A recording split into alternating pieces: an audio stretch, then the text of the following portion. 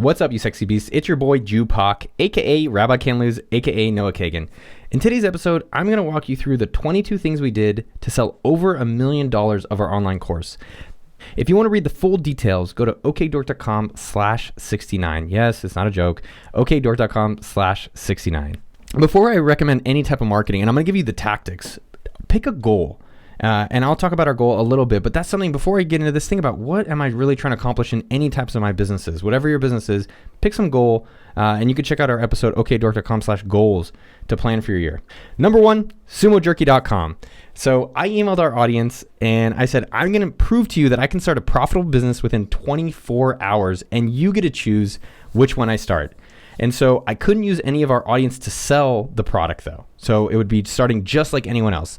The top three choices were lemonade, beef jerky, and hot sauce. I did beef jerky because that's something I eat weekly. So within 24 hours, drumroll, I sold $3,000 worth and $1,000 of profit.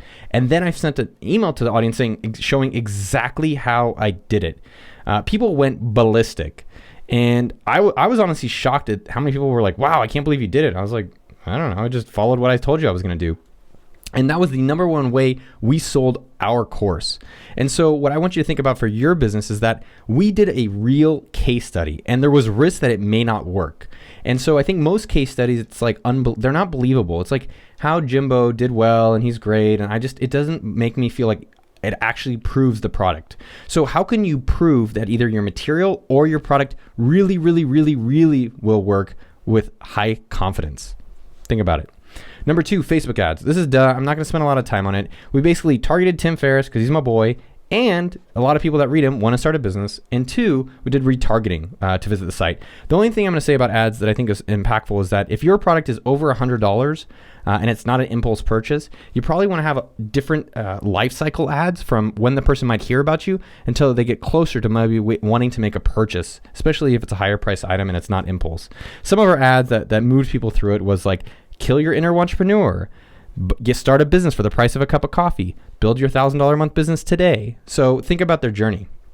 Number three, create another type of site that will lead gen into your main business. So we created How I Made My First Dollar, which was a hackathon project we built in 24 hours that showed how different entrepreneurs got their first dollar. We emailed a bunch of our friends and business partners, and we enabled it so anyone on the web could submit their site. And we thought that then those people would share it to other people. So it worked okay. I wouldn't say it drove a ton of sales, but it definitely was effective. So think about how I can create a free site that will lead gen into my business. Number four, email drip series. So 98% of people don't buy on your website the first time they get there. That means only 2% of visitors are going to buy. So you've got to capture that 98% of people's audience to educate them and hopefully sell them later. You can use sumo.com. I told you about that. Use it to capture those emails. So our drip series went exactly like this. Right when they joined, we said, here's 5 things that you can go do to start your business today. There was no sell. It was just, here's stuff you can go do. 24 hours later, we said, here's the case study about how I started a business that you can do for yourself.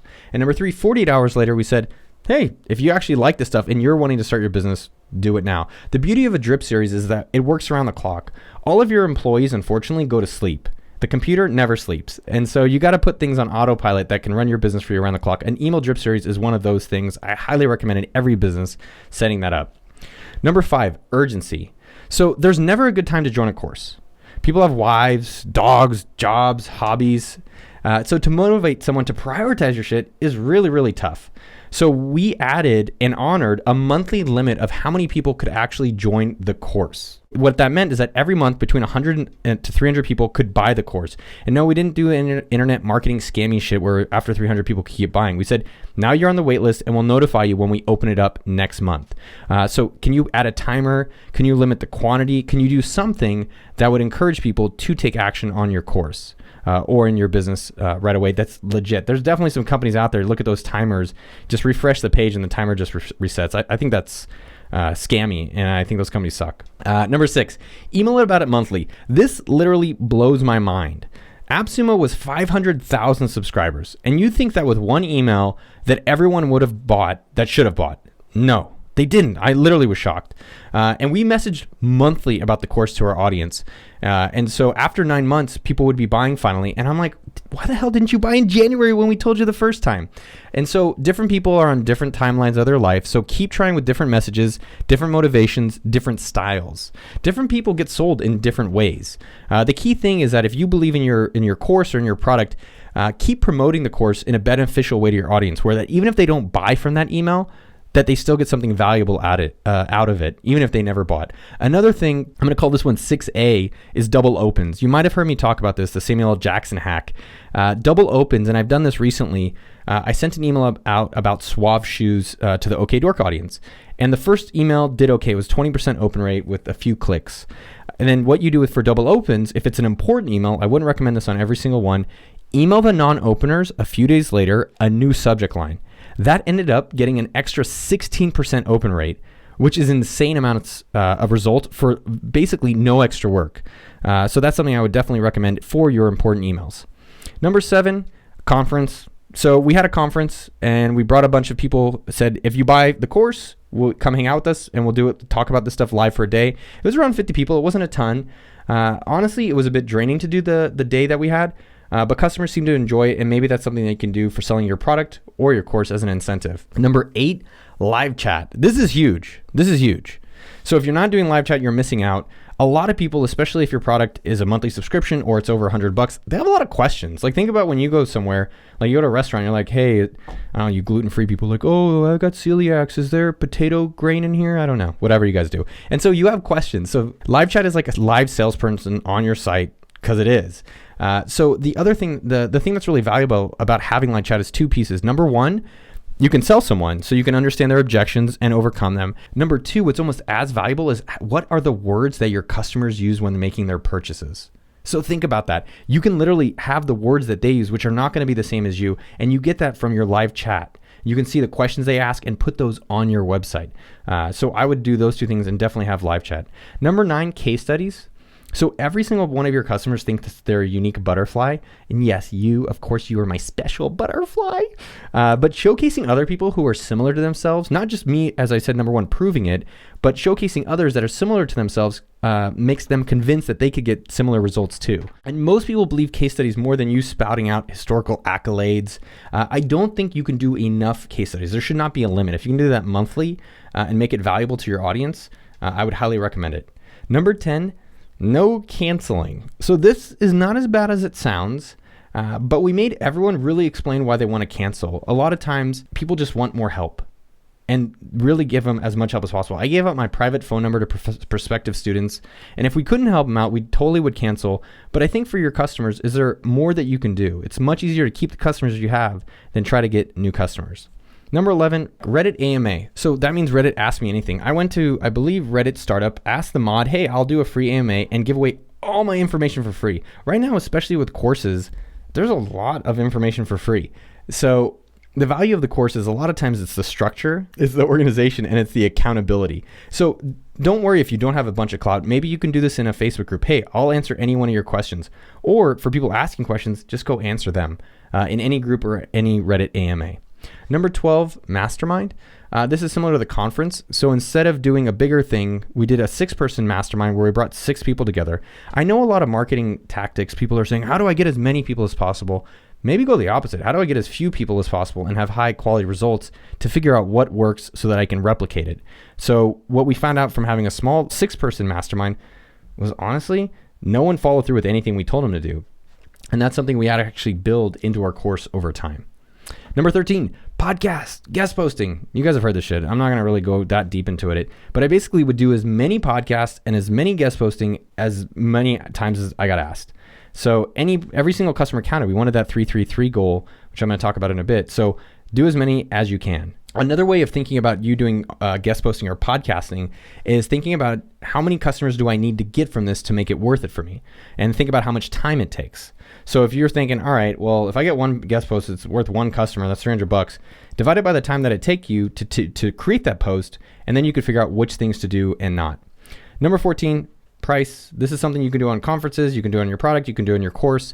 So we increased the price once, and we added one payment plan option. Price is something I fully believe that should never end testing. It's something that you're going to change over and over and over again. And so as well, you can tell your people, hey, I'm going to be changing my price. It doesn't always mean up. You could actually go down in price. And I think that's something you can definitely do in your marketing for your course or your online business. Number 15, build in referrals. So we built marketing into our course.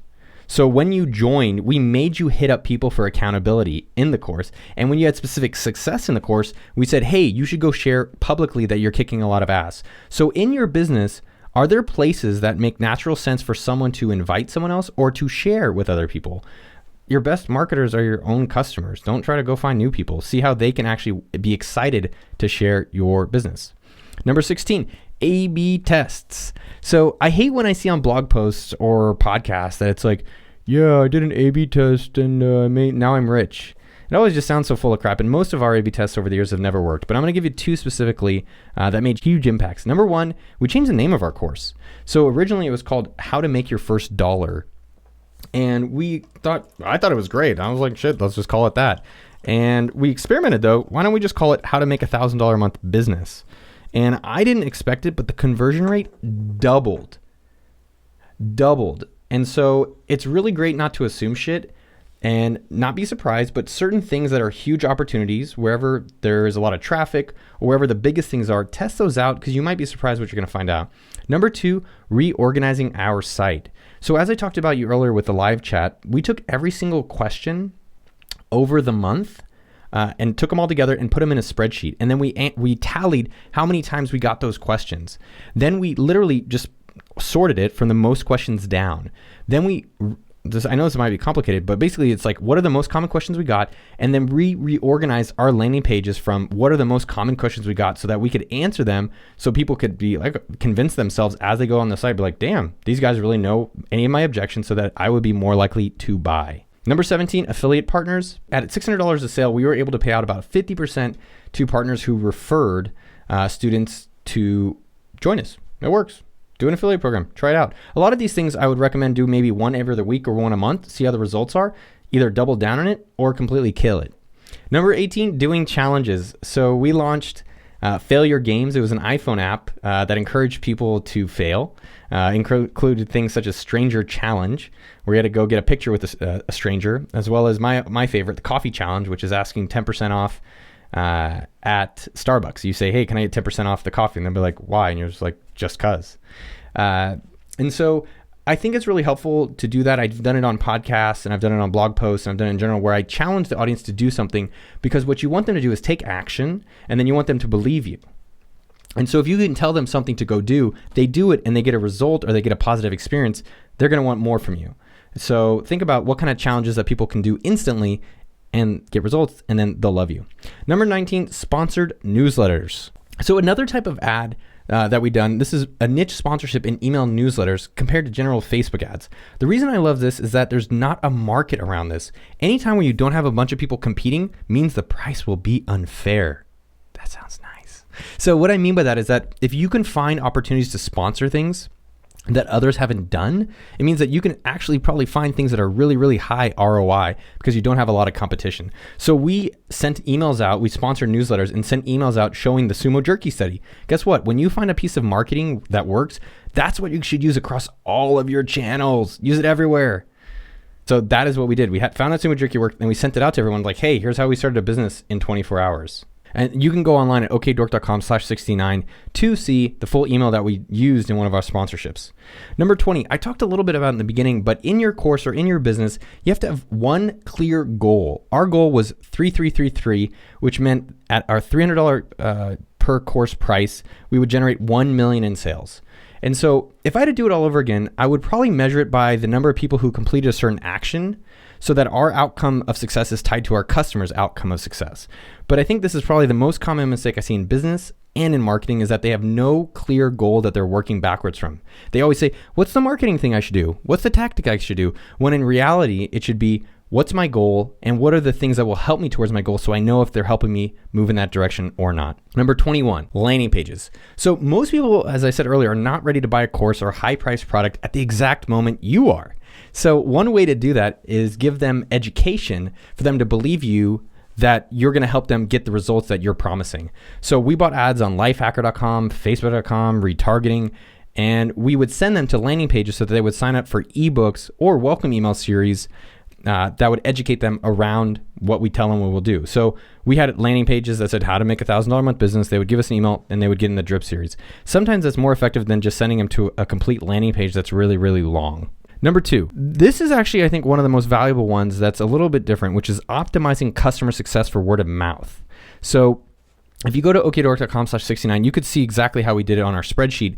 But what we did is that we went through every single customer and every single page, and we saw how far people got in our course. So if you have an online product, the parallel of this would be what kind of results every single one of your customers are getting in your product. And what we did then is that we said, all right, well, most customers are getting about 30% through our course. How do we get more people to 60% through our course? And we went through every single page and changed the page or deleted it to help optimize that people would get higher results in our course. And what we believed is that if people got results and loved our course, they would be more likely to tell their friends. And it worked significantly. This is probably one of the biggest drivers that we did this complete refresh, and we definitely saw an increase in sales from doing this. I honestly, I know we did these 22 things. I can't believe we did this much to actually sell 333. It was one of the hardest years I've ever had in the business, but the proportions of your effort should be proportional to your results. So if you want to make $1 million, you got to work the effort of $1 million. And I want you to go do that. Let me give you the 22 again. If you're like, oh, what was the first ones? I know it's a lot, especially for a podcast episode. So number 1 is prove it to them live. That we did SumoJerky. What can you do in your own business to prove it to them live? Number 2, Facebook ads, blah, blah, blah. You already know that. Number 3, create microsites. So we did How I Made My First Dollar, where we showcased how people made their first dollars. Number 4, email drip series. Do a welcome email series. So when someone comes to your site, you capture their email with sumo.com and then send them a welcome series. Number 5, urgency. Can you put a timer? Can you limit the amount that people can buy? What can you do to encourage people to buy right away? Number 6, keep emailing them about it. I know, blows my mind that they don't buy right away. I wish they would just listen, but they don't. As well, try that double opens thing with changing subject lines and sending to non-openers that I told you about. Number 7, create a conference. Tell them if they buy, you can come to the conference. Number 8, live chat. That was always great. Use live chat to sell, plus to get the language that they're using so you can update your website with their language. Number 9, case studies. Number 10, no canceling. If people are trying to cancel, don't let them. Not that you want to make it hard. Don't be like Comcast, but talk with them through it about why are they really trying to cancel. Number 11, go answer questions for free. Give them all the information for free. Do it on Reddit, do it on Facebook groups, do it in meetup groups, wherever it is. Go answer questions as free as possible. Number 12, do a mastermind, smaller groups. Number 13, guest posts and podcasts anywhere you can. Calculate your ROI of time. So how many customers do we think we get? And then how much time is it going to take me? And if it makes sense, do it. Number 14, test your pricing. That's something you should always be doing every few months, if not sooner. Number 15, build referrals into your business. So why should people be excited to share it? You don't have to give them money and incentivize them. Just think about why would they be excited to publicly talk about it and put a big button in front of them. Let them go no to do it. Number 16, A/B tests. So we changed the name of our course and we reorganized our site. Those were our 2 huge A/B tests that worked. There's a bunch that didn't. So make sure you try A/B tests. 17, affiliate partners. Some people like them, some people don't. Sometimes they're scammy, sometimes they're not. Number 18, do challenges. Maybe I'll give you a challenge at the end of this one. Number 19, sponsor newsletters. So what I'm saying here is try sponsoring other things besides just spending your money on Facebook ads. Number 20, one clear goal for your course or one clear goal for your business. Number 21, landing pages. Simplify it for your customers so when they get there, they know exactly what to do. And number 22, optimize for your customer's success. Go optimize it. Are they getting success? If you optimize that more, there's a higher chance that they're going to actually refer more people. So what I want you to do is go do one of these things for your business. Send me an email, noah@okdork.com, and I will personally do a 15-minute call with you to help you talk about your business. So that is the challenge. Do one of these things. Send me an email with what you've done, noah@okdork.com, and I will talk with you about your business.